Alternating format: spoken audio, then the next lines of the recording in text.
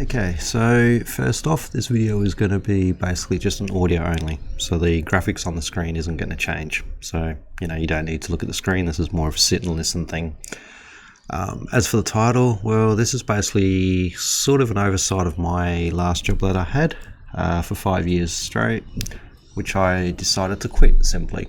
So anyway, I'll start from the beginning with my past as to, my career, what I got into.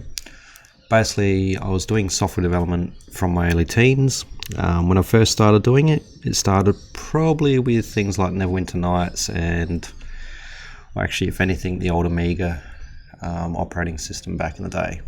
Long story short, I've basically been doing software development for over half my life now. And for me, it started off as a hobby, but as half my hobbies, I spent a lot of time doing them. Software development, on the other hand, I've pretty much done, well, except for the last few months, day in, day out for most of my life. Purely because I enjoy it. Well, used to enjoy it. These days the brain's a little fried on it.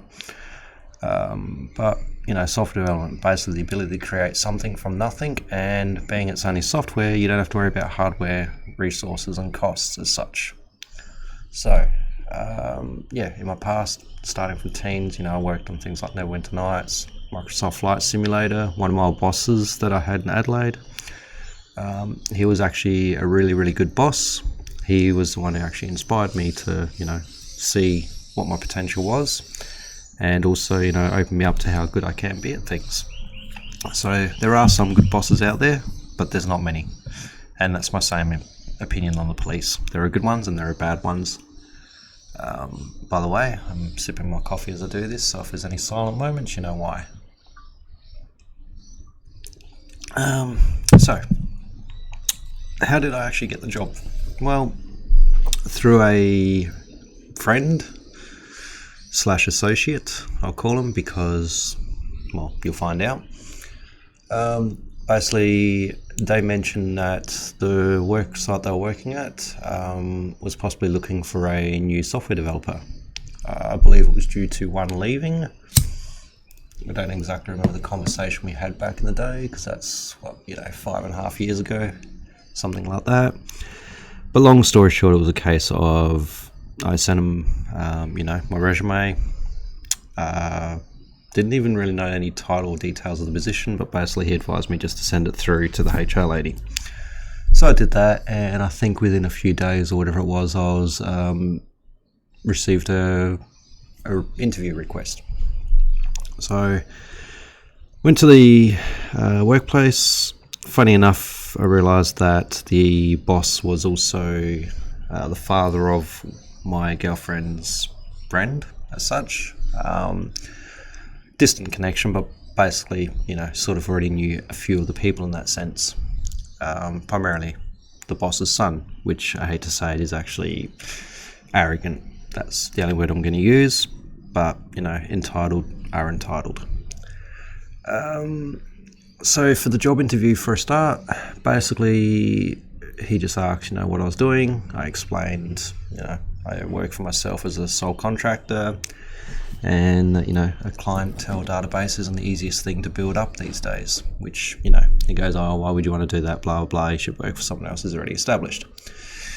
Anyway, I was interviewed by another developer. He asked me a few basic questions just to see if I was talking shit or not, and, basically obviously gave the boss the A-OK and, that I knew what I was doing. Now, my primary role was to take over and help the advancement of a GPS tracking company. I'm unable to disclose the name of the group or any details. I'll go into that possibly later as well, but let's just say the company was so fearful that they ended up having me write some agreement that, they wouldn't get any bad publicity from me when I left. Not that that's the sort of person I'm going to do. Would do, because at the end of the day, I'm morally not like that. Don't get me wrong, at times I'd like to tell the boss a few words afterwards, but anyway. So when I started the job, basically the company itself had multiple businesses, so he had a group of companies, as he would like to call it. Now, there was probably 3 or 4 primary ones that I was involved in from the start, but only one of those businesses was the one that, he needed me to focus on as such. The other ones I assisted with when they needed my skill set. When I started there, we had one graphics developer, an IT manager, and I was the third programmer. So, 4 developers and a so-called IT manager. Not that I had a problem with the IT manager, but he, was too busy doing accounting and everything else to be able to even manage certain members of the team. And I say certain referring to one. Now, the staff I actually worked with. So, for the GPS tracking company, technically the boss, which was the boss of all the companies, he was the head honcho. Then we had our, I guess you would call a sales rep / technically a support person. And then there was me. So 3 people in the company. Now, there was obviously other employees, reception, call center staff, workshop staff, things like that. Now, all these different businesses were all operated from within the one location, but they were established semi-large businesses. His primary business and source of income was a well-known business across Australia. Hundreds of locations technically, but again, not going to go into the specifics. Now, I'll quickly go into the people I worked with, because that is a factor on what happened with my job, how I enjoyed it, and why I also left it. So, the sales rep for the GPS tracking company, basically, she had been transitioned from different job title to different job title across multiple businesses, of the multiple businesses, because when she was given responsibilities, she was unable to fulfill them, and instead of being reprimanded for anything that she couldn't do or said she could do and just failed at, the boss would simply take duties away from her, give them to someone else, and mind you, not affecting a pay packet or anything like that at all. Basically, she was technically a family friend after being there for so long, so, he just wouldn't accept her work abilities or ethics as well. Now, the second person I'll mention was probably one reason why I stayed at the job longer than what I did, or stayed there when things started to, show themselves for what they are. And when I say that, you know what it's like. You started the company, and when you walk in the door, everything's shown to you in a nice, glistening, oh, this is pretty, this is how we work, we're great, etc. And then after a certain amount of time in a business, you start to see the inside picture of things, and you learn what it's like. And either it's good or it's bad, and you either adjust or you don't. Now, I adjusted. The bad basically was lack of resources in every sense, particularly manpower. So, but the second person, the graphics developer, he ended up being a great mate, still is a mate. He left the company probably about the 2 to 3 year mark after I started there. I ended up sharing an office with him because I needed to get away from the other office where too many distractions. And, well, I guess this leads to the third person, the one that referred me to the job, which was a friend, but after working with him, I just ethically can't be friends with him in so many ways. His work ethics alone, and being what I would label as a corporate psychopath. He would probably be the primary reason why I left that company, because the amount of fuck-ups he did and the amount of times he would lie his ass out of it. Even when he was called out on it, as usual, the boss would just basically get things fixed, not reprimand people. And that's the biggest thing, when you're working with other people and they are shit at their job, or they don't know what they're doing, or they fuck things up, you expect to see them held accountable for what they mess up. In this case, no. And plus, when they're lying to the boss constantly, and you don't want to have to go to that boss every single week to highlight what extra work and effort of you having to do, or what mistakes were done, or what disasters were avoided because of this person. You just get to that point where you give up trying to highlight it, and you just try to work with them or around them as such. And this person, basically, you just learn to work around them. I haven't technically had any official training in software development, but I've done it long enough that, I do believe I could qualify for the, in Australia, what do you call it, the Computer Society or some crap, blah, when it comes to awards and all this sort of thing. He's done a bachelor degree, did TAFE, uni, all this sort of stuff. And I can run rings around the guy. The guy doesn't know what the hell to do.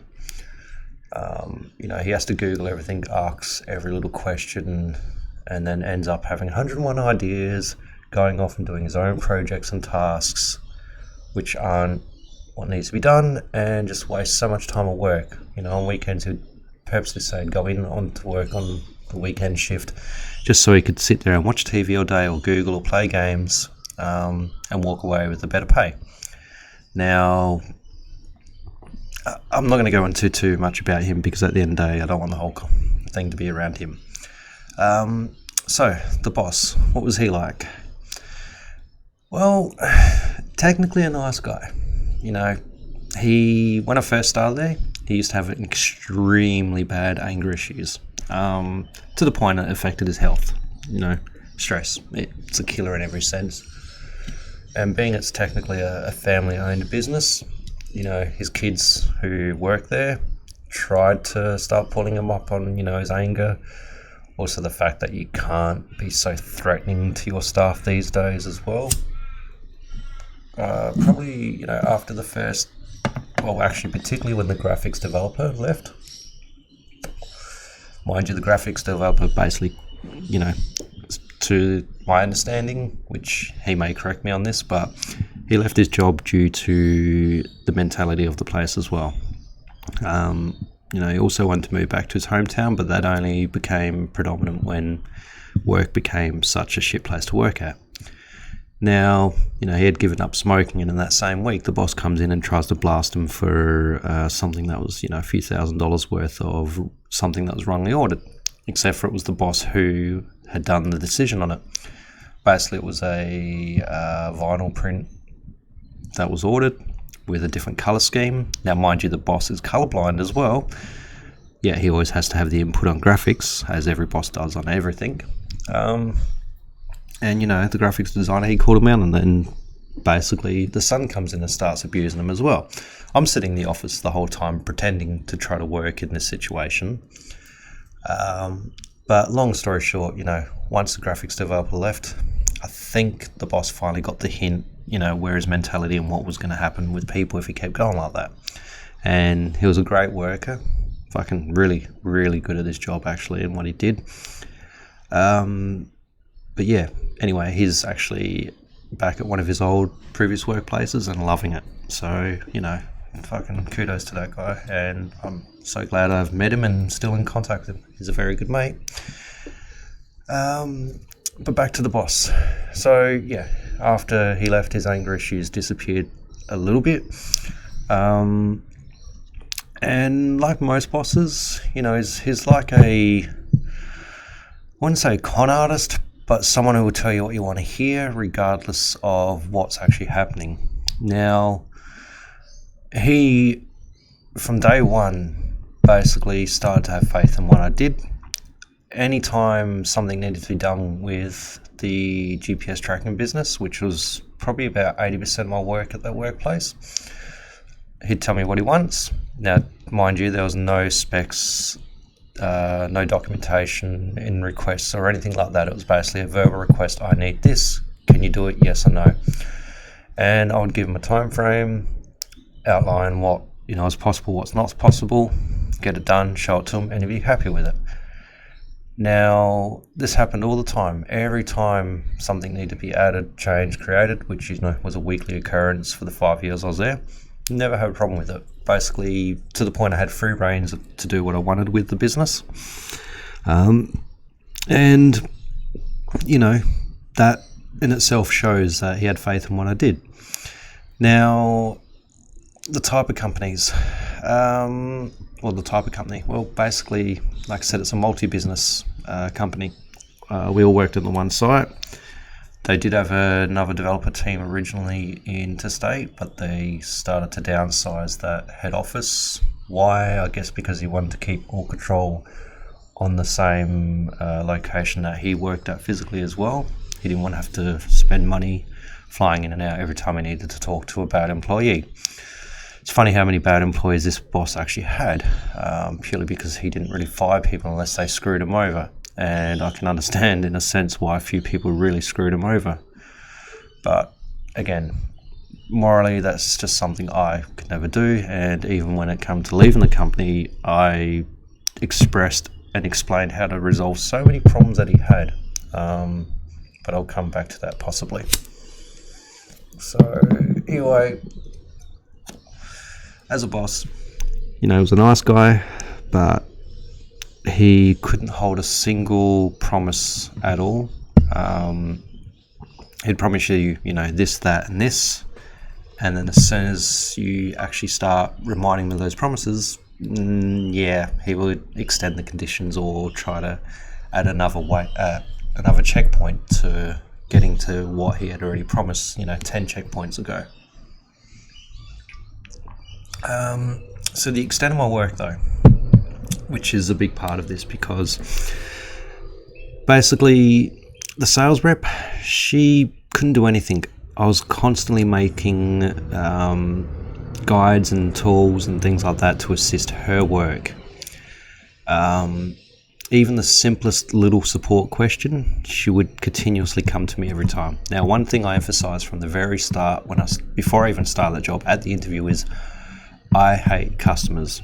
Now, I'm sorry, but I just can't deal with customers these days. I've done call centre work myself for an internet provider as a tech support. I've done a few other call centres earlier on in my life as well. They were short term, but basically I just learned I can't do customer service, via email possibly, but even then there's only so much. I would rather use my skills where they fit best, and that's not with people. So for the GPS company, basically vehicle GPS trackers sorry to summarise it. Basically, when I started there, the system was in shambles. It was shit. It broke constantly. Very unreliable. Built with technology that was old and aging. A whole bunch of things. So when I started there, basically my first goal was to get things stable, e.g. no downtime or minimal downtime, things like that. And plus the amount of customer complaints I had about the system. The boss, first thing is it was running in debit and basically managed to turn that around to the point that it was actually making money. So 2 different websites were the primary interfaces to them. You had the servers, obviously, as in database, web server, and then also the back-end systems. One of those primarily being the, can't label it what we used to label, but the servers for the trackers to connect to. Socket servers is what you'll know them as. And, when you're dealing with thousands of trackers online, you've got to make things efficient. So in the time I was there, I actually ended up rebuilding pretty much most of their systems. And to this day, they're still running reliably without me there, and I'm pretty sure they haven't replaced me in that time since. But the point is, at least it's stable, so the business still operates. Now, when I started there, I did what I do with any job when I start. I took it on as my own personal work and as part of me. So I gave it everything. Now, the boss always complimented me, thanked me, blah, blah, blah, things like that. And this comes to things like when I'm working there to 2 a.m. in the morning, I get there at 7 a.m., I leave at 2 a.m., well past the legal work hours and all those sort of regulations. But, I'd call them up or send them an email telling them, yep, I've gone home, blah, blah, blah, is done. So, he'd let me come in late by an hour or two. Wow. Whoop-de-doo-dah. Sorry, but at the end of the day, I work my fucking ass off at that place. When it comes to hardware, I was actually prototyping a new tracker for them, so they didn't have to buy some of the cheaper stuff on the market. But naturally, he didn't want to spend money anywhere, so half that development time was done out of hours. Again, with the promise that once the project's shown, I'll be rewarded for it. We ended up also bringing in a few cheap Chinese trackers. One of the most common ones we used was the AVL 05 3G tracker. So you'll be able to look that one up, which the firmware on it was plagued with a few problems, and the very first few versions of the firmware were even worse. So now that was just that company. There was, dealing with customers, a whole bunch of other little things in the background I can't really mention without accidentally slipping up and saying something. So now the other businesses, his primary business, the one that was his main source of income with multiple locations across Australia, I used to help out in that one a lot as well, because at the end of the day, I was simply the one that was able to do the task in the quickest amount of time with the best result. And the third developer we had there, who was I'll call him a senior developer for the company, he was actually very good as well. That guy was great at what he did. He was old school. So, for example, when I had to write an old serial port based program, he helped me out on the CRC checks. Just simple little things that I never had to deal with back in the day. But me and him, between us, there was nothing we couldn't do, simply. But, so, 10% of my work time was probably working on his main business. And again, creating some tools and utilities and stuff like that, massive time and money savers for him. Ended up rebuilding their whole new site. Most of their sites actually was coded by me. Not to mention, naturally, that the pain in the ass developer there would love to take credit for things that he hadn't done. Also would steal your ideas, or, he'd suggest something and then 3 months later, blah, blah, blah, person has come up with this idea. And you're like, I knew you'd take that to him.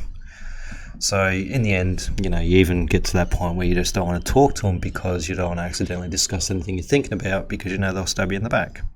And apparently being a friend as well just, shows their so-called corporate psychopath personality.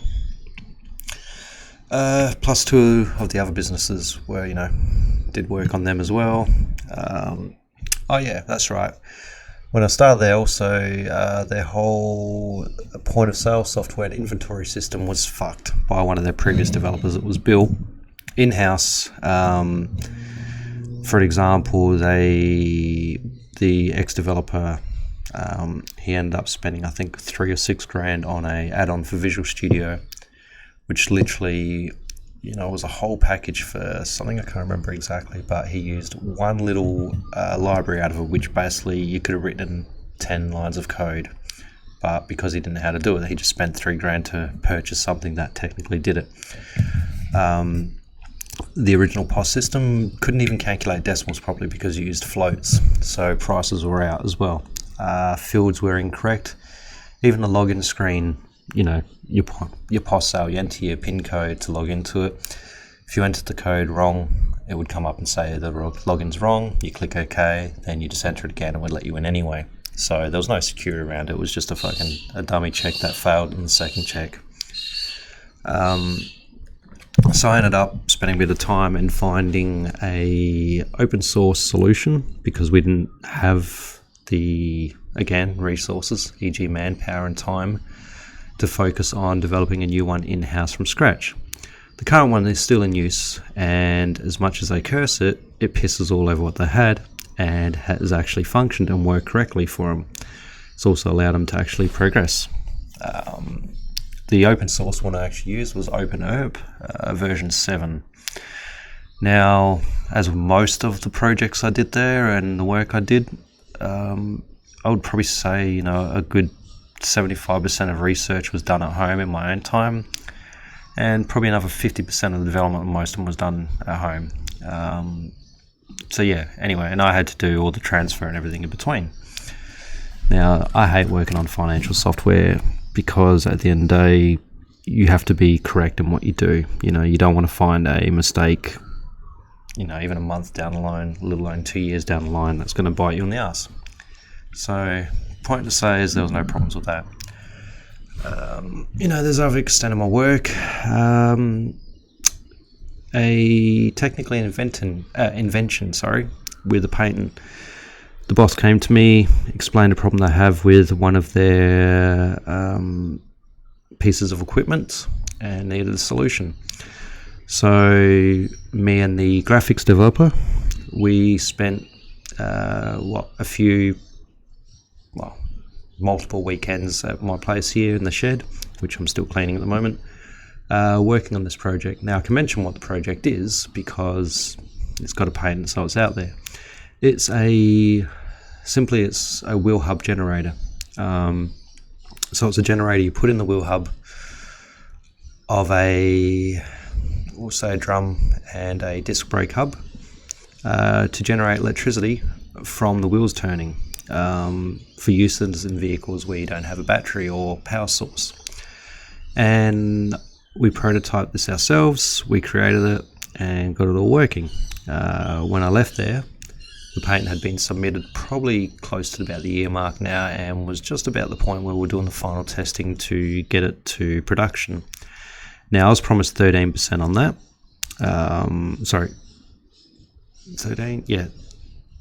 12% of the sales on that one. Now, if that product ever actually becomes if that ever becomes a product, I know I'll legally actually have to take them to court for that one if I want to see anything from that. Now, at the end of the day, the whole design and effort was between me and the graphics developer. You know, the company had no input on that because they had no idea what they were doing, and the majority of the work was done out of the work site anyway. And, you know, again, had an agreement with them. But, you know, they'll always try to get out of money what they can. Anyway, getting into the promises. So, basically, every so often, barely over a year at times, I would get the standard increase on my pay. And at one point, not too long after the graphics developer left, so probably at about the 2.5 to 3 year mark, first time there, which I've never actually done another job, I've requested a pay rise. Why? Because I was on a shit pay for what I was doing, and, you know, basically the more you work, the more you want to spend money on toys. You know, that's the simplest way I can summarize it, which these days I'd rather a low stress job with a shit pay than a high stress job with a good pay.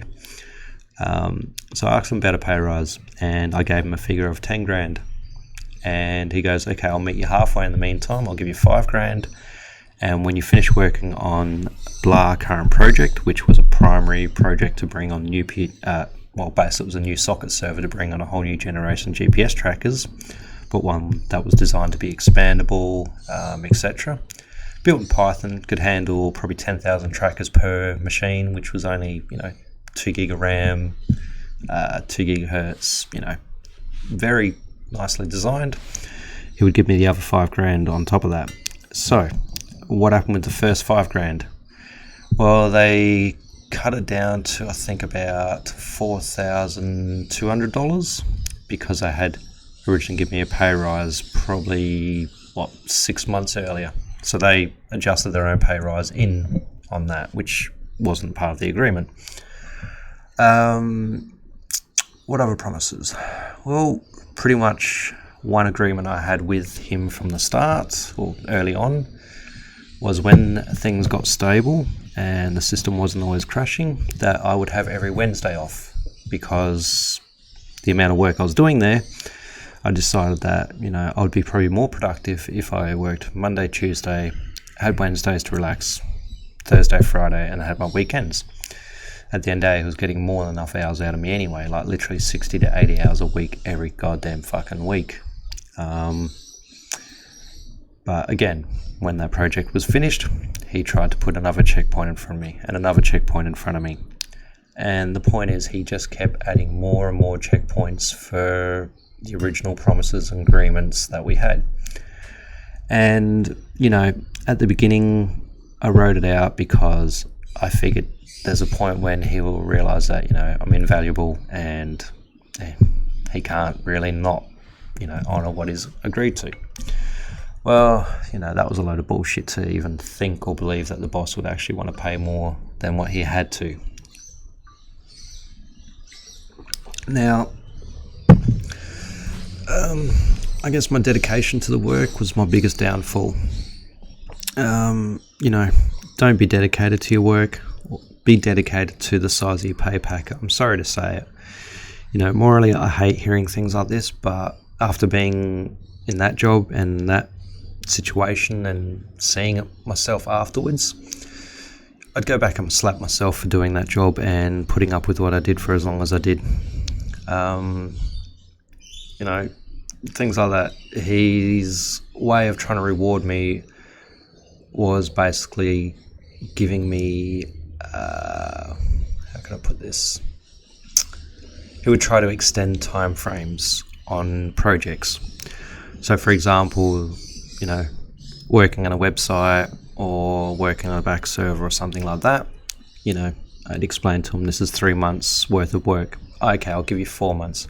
I'm like, yeah, this is 3 months worth of work, but this is me just quoting to you as you've asked it for request. I haven't even had a chance to beta test it, concept test it, or even, write down a list of everything that needs to be done around it. But that's his main reward system, was basically not trying to cut my timelines in half. And every timeline I gave him was the absolute bare minimum that it would take to do it, because that's all he'd ever want to hear. And at our workplace, we had a quote, basically that, whatever was quoted, triple that time frame, because the amount of interruptions that you get there and the amount of time you get to focus on it, it ended up being threefold of what it was. So, but why was he lying to me? Well, at the end of the day, he didn't want to keep giving money, he didn't want to pay any extra money for someone's worth. He wanted to pay the bare minimum that he legally had to. There was people there that weren't paid superannuation. There was people that weren't paid their entitlements for long service leave. He's deducted annual leave hours and certain other hours from people as well. Literally it's a shitstorm when I left there, the amount of things that I found out.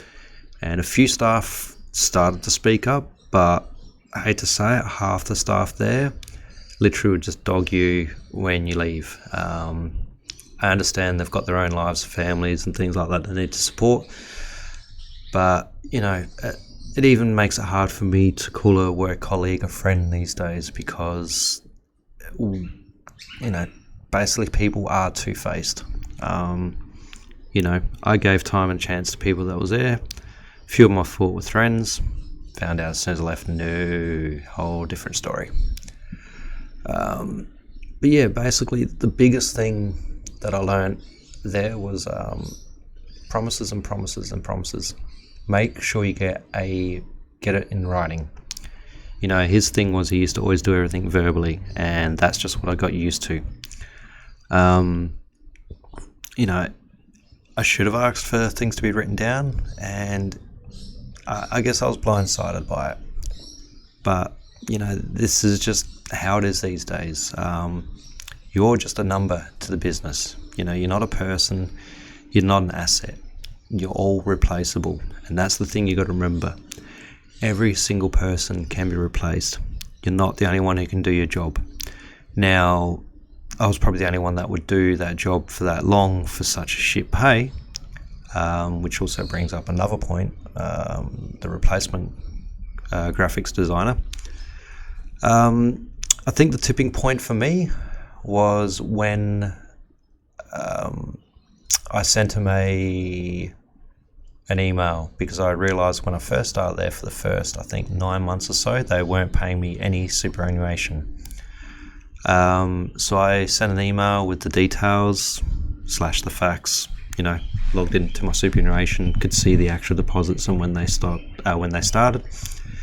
And so I emailed that to him, including the HR person or HR department. And basically, what did he do?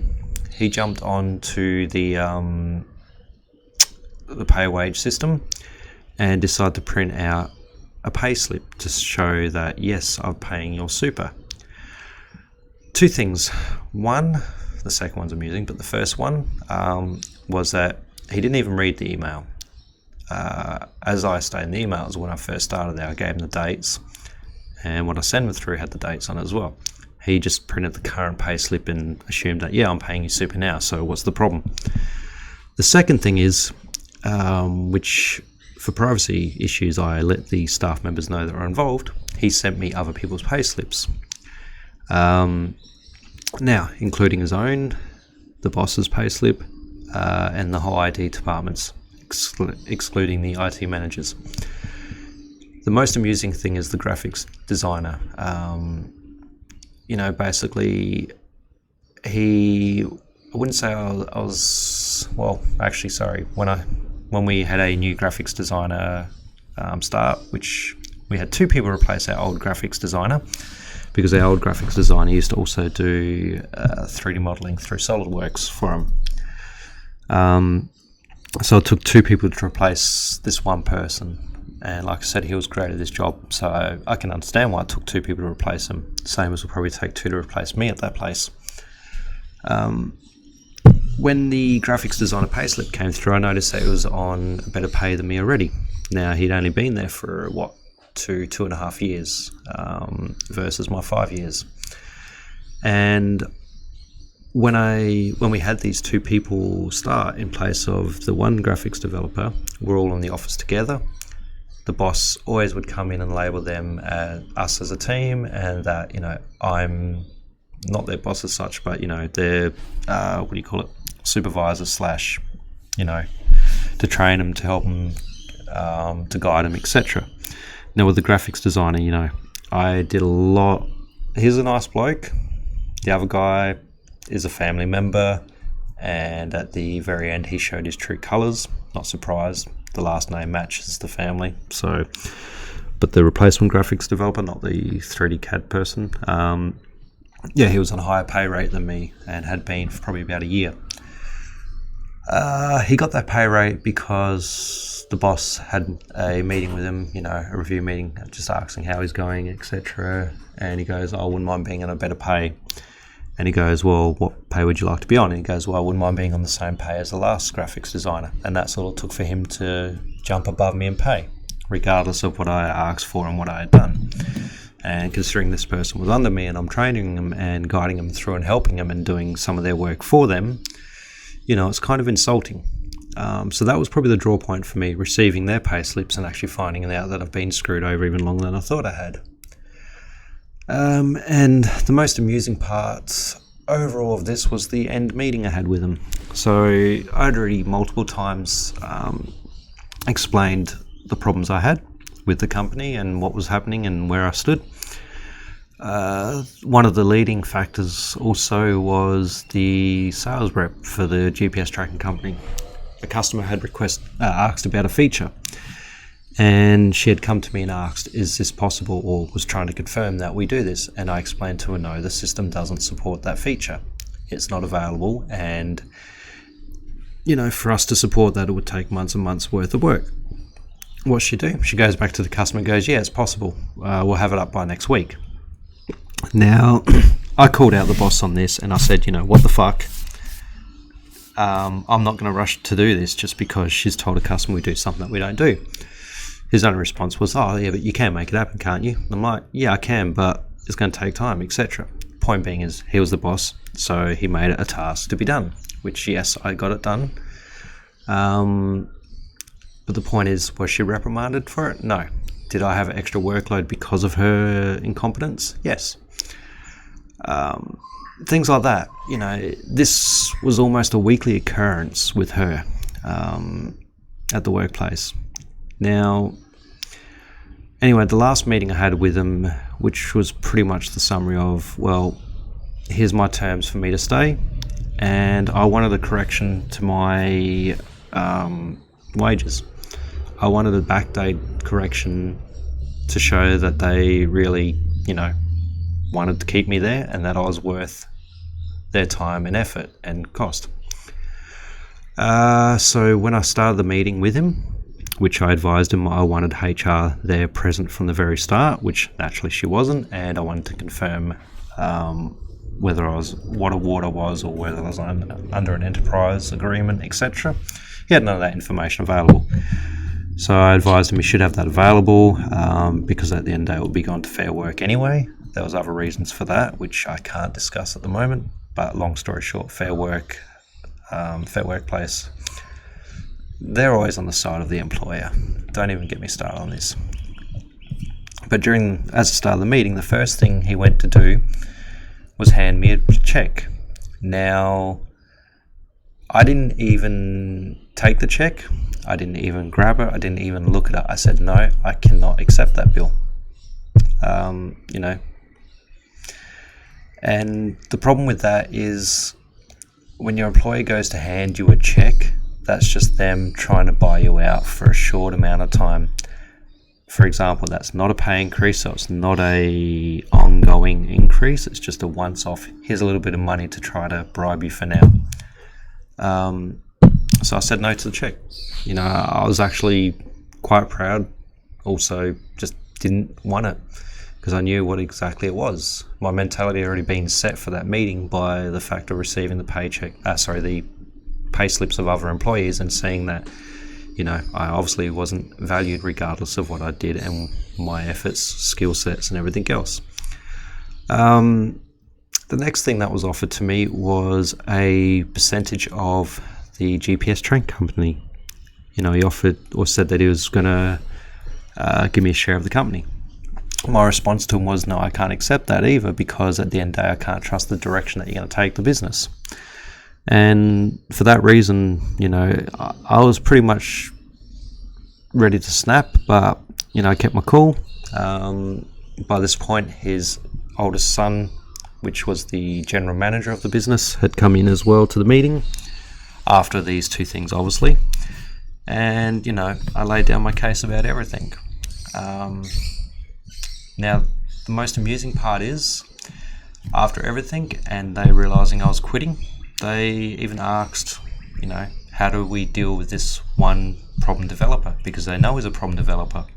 And if they let him continue working there, he will literally cause that business to go under because of his lack of knowledge and ability when it comes to electronics. For example, he'll cause a fire in one of the locations or multiple fires in those locations. Simple things like charging a battery at 100% continuously, not having a discharge, not letting it degas, stuff like that. You can't just keep batteries on 100%. People know that. But yeah, so they asked how to deal with him. I explained that he needs to feel important, that his ego is bigger than his actual ability to work. Give him an office, make him feel special, etc. All these sort of things. I gave him a full psychological profile of this guy and exactly how to at least get the work out of him.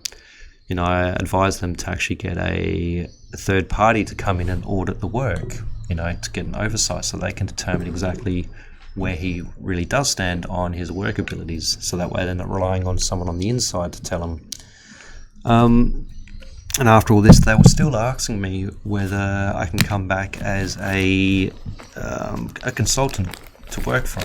They said, look, once you've had a few months break, etc., would you consider coming back and working as a consultant, purely a consultant? Now, don't get me wrong, I would love to have done work as a consultant. To me, it's technically not a bad job. It wouldn't require me to have to do all the actual long mile work and hard work. It would allow me just to use my knowledge and my experience in the best way possible by, finding the best solution, because they knew that's exactly what I did on every single piece of work I was there. I invented something for fuck's sakes. I saved them multiple times, and the boss. Let's not forget to mention the amount of times that I saved them money on certain services and third-party services that they were paying in excess for. For example, writing caching utilities that would minimize the data usage. We had Google connected services, things like that, which just ended up having massive bills. Again, GPS tracking, so Google Maps, geocoding, all that sort of stuff. I had multiple ways that they knew they were going to save money. And just got a new fandangled tracker in that he wanted to get going, and unfortunately he didn't get that on the system because by that point I was already over it. But when your employer is willing to give you a check, is willing to give you shares of a company, asking you to come back as a consultant when you're a systems developer / full stack developer, that shows how well you did at your job, and basically how much they value you. But if they truly value you, I hate to say it, but a wage is one thing that does make a difference these days, because that's how your home life is. But he doesn't care about that. He just cares about what's done at work. So right at the point when you're about to quit, they'll try to reel you back in. But if you do that, have a contract with them. Have something written, not just verbal. Have an ongoing agreement. But yeah, I was so glad to walk out of that job. I already spoken to my partner beforehand about it and explaining, it may be the point where I need to move on. And she has supported me since wholeheartedly. She values the extra time we have together now, because she would suffer from that as well. Obviously when I'm at home working, she was great. She understood what I was doing. She gave me time, etc. But the point is, she suffered for that as well, same as I did. And yeah, when I told her I quit, she was just, happy that I was happy. And to this day, that was probably the happiest day of my life, was actually quitting that job. The thing is, a lot of people think, I'm in a stressful job, I don't want to leave it, etc. But at the end of the day, there's always other jobs out there. Would you rather sit in your job for another 2 years or another 10 years and have this same stress, or not like it at all and hate it for another 10 years, another 20, another 30 years? Or would you rather take a chance on another job site, even another career industry or skill set, and find out that you actually might be happier? My advice at the end of the day, if you don't like your job, start looking for another one while you're at that job. You have that right to be happy, obviously, and the biggest thing is your boss does not care about you. They only care about you, that you're there for work during work hours and as efficient as possible.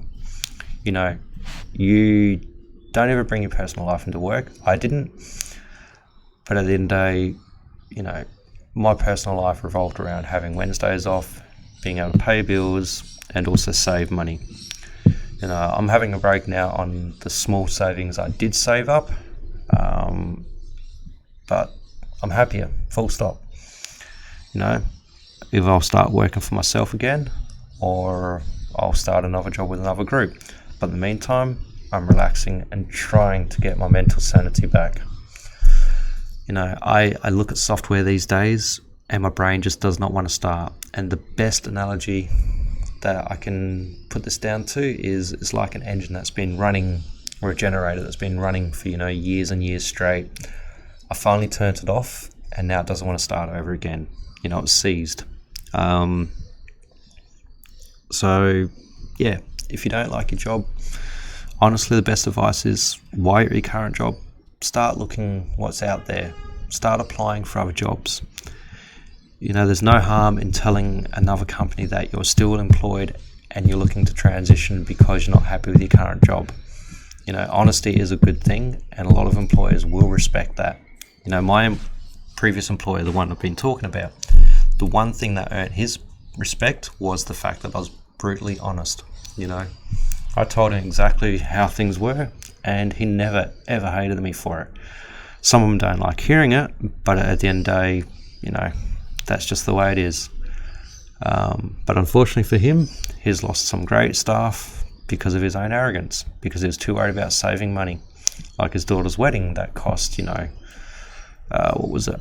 I think $500,000. As soon as that wedding was over, bang, everyone was working their ass off to make him that money again.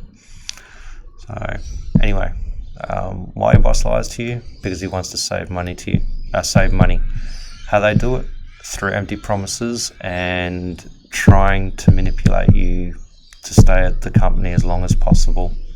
You know, they're happy to burn you up and throw you away and replace you, because everyone can be replaced. Simple. Anyway, somehow this has gotten to 50 minutes, so I better stop this right now. Cheers, guys. Hope this actually helps someone at least.